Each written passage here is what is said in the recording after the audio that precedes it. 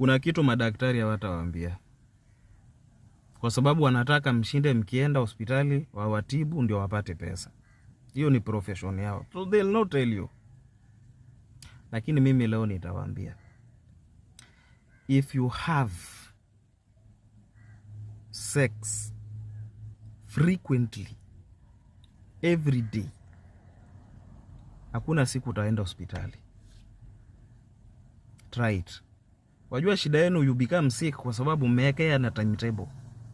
Monday moja mpaka Wednesday ama Thursday ama Friday ndio tena upewe ama mbeane. Mkiulizwa mnasema maisha si hiyo tu, maisha ni watu kujengana. Mnajenga nini?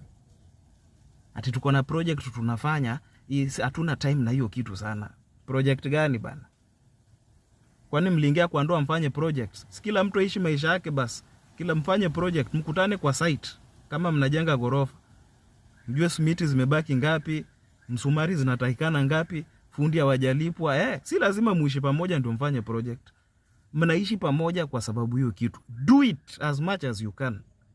Asubuhi, in the morning, morning glory should be a must. It should be in the constitution kwamba morning glory is necessary. When you go out there after doing it, even your mind is open. You are very active. Umefanya zoezi pale ya 40 or 1 hour. Very smart exercise.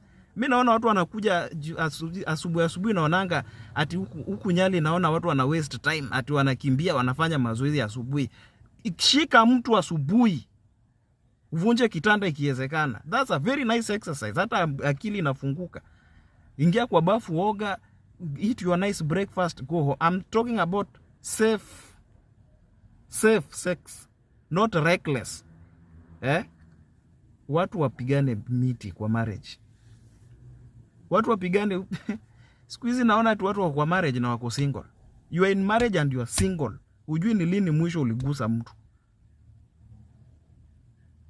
So if you don't want to go to the hospital all the times, wewe umepanga line unangoja consultation ya daktari, miti itembee tena vibaya sana. Kutembeza